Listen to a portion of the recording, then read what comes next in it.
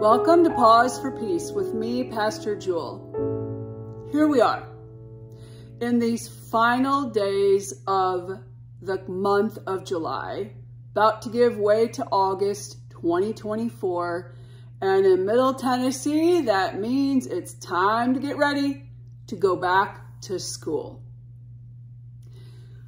Well, the reality is, while a whole lot of folks in our city are getting ready to launch back into a new thing, we're still about 6 to 7 weeks left of the season of summer. It has me thinking about the way we mark the passage of our lives. Think about it. If we did not have an app for it, or an iPhone, or a digital clock, or a face clock, or even a sundial or water dial, how would we know what time it is? The ancients have looked to 3 things to know the passing of their lives. They've looked to the sun, they've looked to the moon, and they've looked to the seasons. The environment around us, the heavens showing us the way. Every 24 hours or so, the earth rotates on its axis. Thus, while we can't always feel it ourselves moving, we rotate on our axis, which means we experience a time of light and a time of dark.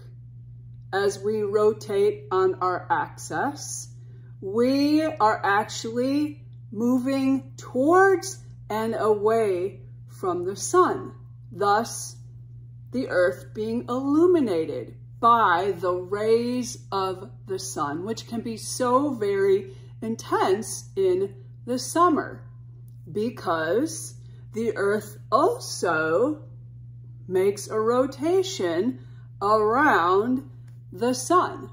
When we're closer to the sun, we are experiencing summer.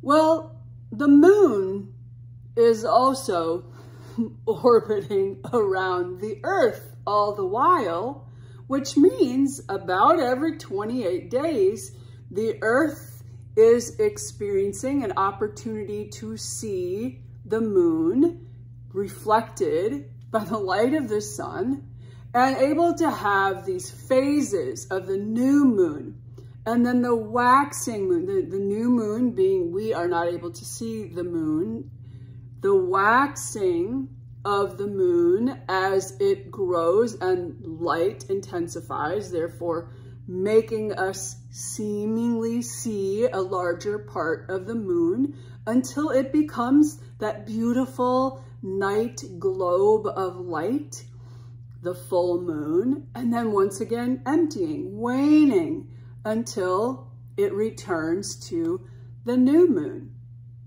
The ancients also would mark time according to the seasons, knowing when to plant based on the temperature and what was happening in nature, when to harvest based on when things are growing, when to actually rest. In fact, long before we were in an agricultural communities, we would just gather and hunt when we could. We just allowed nature to provide for us and would be so looking forward to summer when we would have these beautiful fruits of the earth that we could then gather and be able to preserve us through the very harsh experience of winter before we had the beautiful shelter of home. It's important for us to know that our lives are not dependent on what time it says on our device. Our lives are dependent on the sun and the moon and the seasons.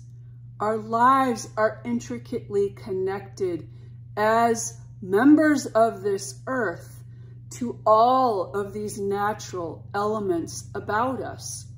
Without the sun's rays, we would die.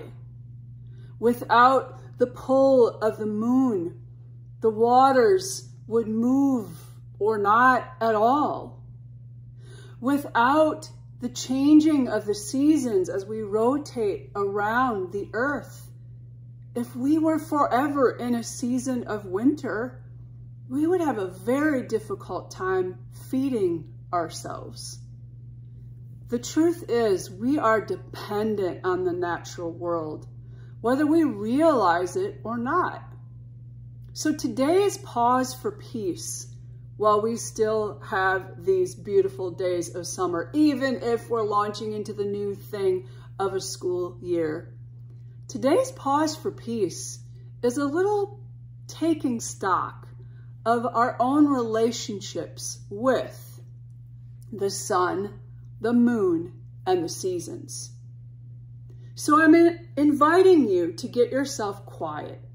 If you have a way to record any of your thoughts right now, that would be amazing, either on your device or even better, on a piece of paper with a pen, which of course, as you use paper, knowing that a tree is giving of its pulp for you to be able to have that piece of paper. So use it wisely.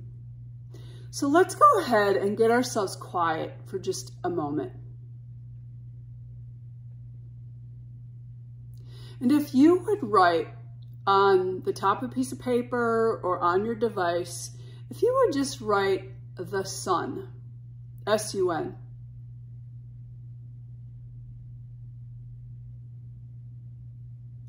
We know the sun's rays can be so intense, and we have to tend to our bodies amid the bright summer rays of the sun. But if you would think for a few moments about your relationship to the sun, when last have you watched the sun rise, coming up in the east, setting in the west? Just jot a little note or make a mental note about when last have you actually noticed the way the sun is rising in the east and setting in the west, because the earth is orbiting around it. Catching those beautiful pinks and blues and purples as they just come up over the horizon.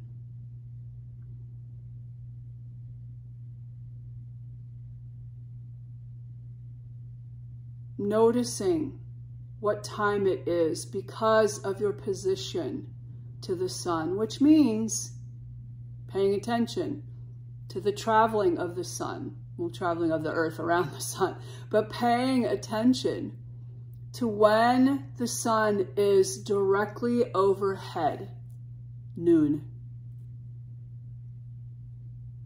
When the sun is midway between the horizon and directly over your head, morning, especially when you know which way is east. Which way is the sun is rising is the way that we know is east. And when that sun's rays have moved beyond midpoint, heading to the western skies, when we notice afternoon, maybe even paying attention to the intensity of light in your space, wherever you are, when it's noon and when it's afternoon. These are times where the light can be so very bright, especially for us in the summer. Make mental note of when you have last noticed how the light is coming in, say about 3 o'clock in the afternoon.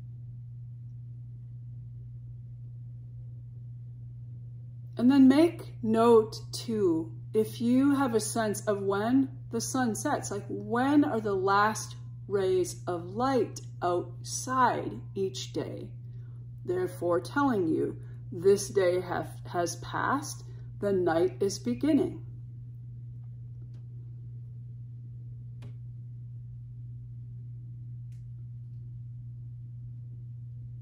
many of us love summer because we have more hours of daylight.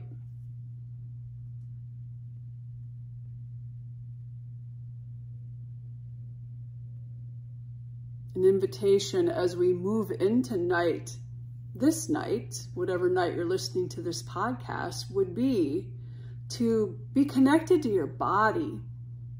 Notice what's going on in your body as it's now nighttime.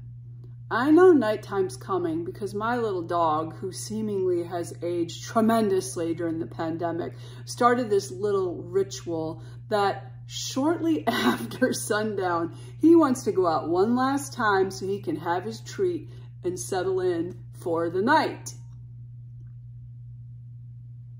So just make note of your relationship with the setting of the sun.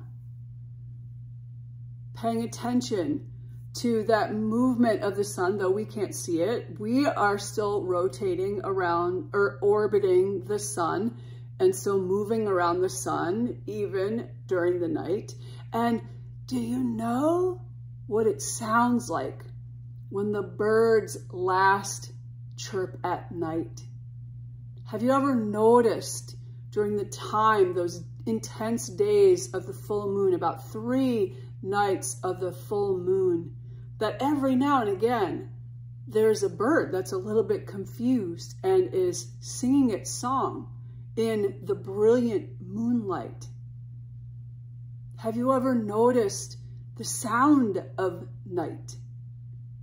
The taste on your tongue of night, the air quality itself changing when that intense rays of the sun have passed the horizon? Do you know what it sounds like shortly before the first ray of dawn? Have you ever awakened to the birds the very moment the trees are releasing the oxygen as the earth is rotating and the sun is coming back into our view? Have you experienced that joy of all things waking up, including your own body, according to the sun? And what about the moon? Do you know, in reference to where you stand at your front door, the position of the moon each night as the moon is orbiting around the earth? Do you know if we're waxing or waning gibbous right now? If we're in a crescent moon or not? We're actually waning gibbous, FYI. Do you know what's going on with the moon? The way the moon is, the light is emptying and filling and emptying and filling in the very way your own body experiences the emptying and filling and the emptying and filling. And for women who have that own cycle going on within their uterus, emptying and filling and emptying and filling again, are you aware of that in many ways, being just like the rays of the sun in position with the earth and the moon, so that we have these phases of the moon? What about the seasons? I heard recently of being in relationship so deeply with the earth around you that you know exactly which birds are coming because of what you're noticing in the natural environment around you. When the Baltimore Orioles might come through, when the hummingbirds will be on their way, when the robins are out and about. Do we know any of these things because of what's happening around us in nature? So if you'll just take stock of all of those things, your relationship to the moon, your relationship to the seasons, I'll just pause for a moment as we go back over the phases of the moon, and you have a chance to write or make note of what's going on for you in reference to the phases of the moon. The phases of the moon, in fact, were the way the ancient Hebrews would tell time. Passover itself being timed according to particular moons. So, what about new moon?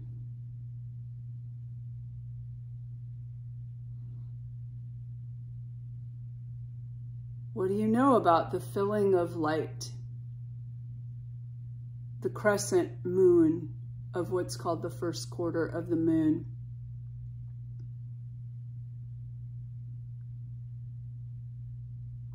The crescent moon is waxing, is beginning to have light expanding. What do you know about the quarter of the new moon and the quarter of the full moon?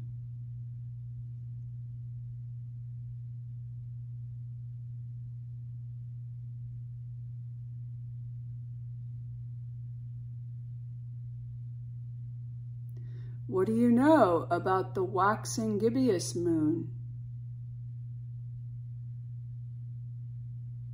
the waning crescent moon,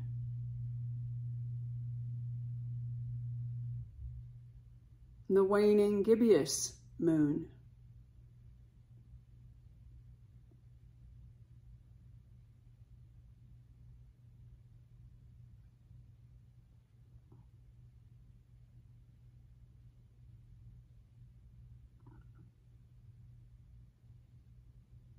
Take a few moments now to reflect upon the seasons, and because we are in the summer season, take a few moments to reflect upon your relationship to the season of summer.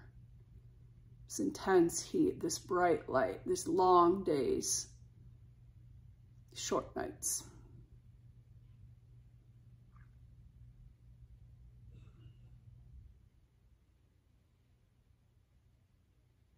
Make note if there's particular work that you are about, particular activities that you are about because of the season of summer.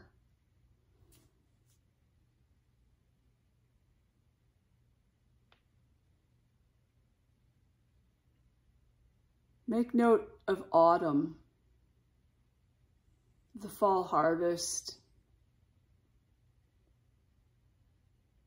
the summer fruits need to be canned and readied for preserving us through the winter.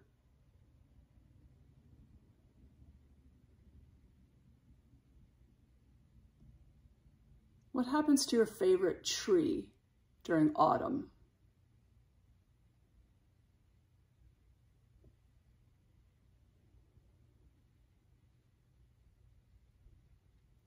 What about when those winter winds begin to blow? The night becomes so much longer and the days become so much shorter. What do you know about yourself in relationship to the darkness of winter? Perhaps you're somebody who craves that feeling of like hibernating a little bit, of like settling down in the cave of the dark of winter and allowing yourself a little more space to go slow and rest. Pull back from the frenetic activity of spring, summer, and harvest, the letting go of autumn, and just be in a place of dormancy, of rest. You might even want to make note in these seasons if there are certain anniversaries or birthdays or losses that have come for you in those seasons, or new beginnings that have been a part of those seasons for you. You know, the whole world could be in a season of summer and you might have just lost your beloved or your parent or your sibling to death. and everybody might be in the joy and bliss of spring and all these new beginnings, and you're still in this horrible place of loss and grief, feeling much more like hibernating, retreating back into the cave of winter than the activity of new beginnings and new growth. So make note of those as well as you reflect upon each one of these seasons. And if you would move to the season of spring, maybe you were born in the season of spring, as was I, and that emerging energy, just feeling so intense and amazing for you. Those first buds on the trees being so very welcomed. What happens to your favorite tree in this season of spring? What creatures do you notice more in this season of spring? You know, one of my favorite things to look for, it happens sometime in May when I see the first ladybug, the first lightning bug at night. I absolutely love their little glow, and they start to hover over my grass and in the bushes nearby. And I just know the beauty of summer is on its way because of the glow of those lightning bugs. The ladybugs during the season of spring and summer. What do you notice about spring? What's your favorite part of spring? And then let's land right back in summer. You know, I was sitting around a table this week with some of our friends from Brookdale, Belmead Crossings, and we were talking about making ice cream because there used to be this tradition of something called an ice cream crank-in, and there were ways that people would actually like crank ice cream, make ice cream in the summer, which is kind of funny because you need ice to make ice cream, ice and salt, and yet ice cream straight out of the ice cream maker tastes so amazing. Ice cream and popsicles seem to be something we love during the season of summer. Might not want that in the season of winter. And I experienced the joy just a few days ago of an ice cream truck showing up in my neighborhood. And of course, all of my neighbors, all adults, went running out because we heard the little jingle of the ice cream truck and were able to recapture the beauty of summer childhood days, enjoying the little treats of ice cream. So what are your favorite parts of summer? What really allows you to cool down? Is it being at the pool? Is it putting your toes in the sand at the ocean? What allows you to just truly enjoy summer? The intense rays of the sun and the warmth and the long, long days, that beautiful summer night. What do you enjoy most about the season of summer?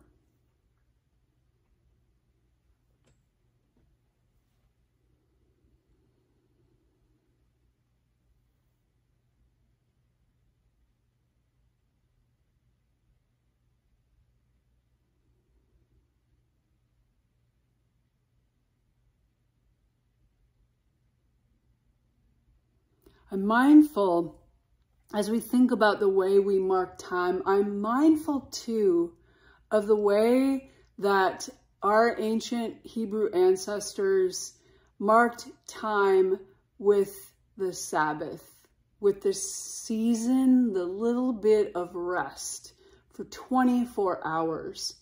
And before we had a clock to tell us that it was Friday night, the rabbis would actually look to the stars. And when 3 stars were seen in the sky, it was the time for the candles of Shabbat to be lighted. It was the time to make that commitment for 24 hours from one night to the next night, to actually rest and allow ourselves to take delight, to take stock of the work of our week, to take delight in the linger of rest. This is one way that we know we are free.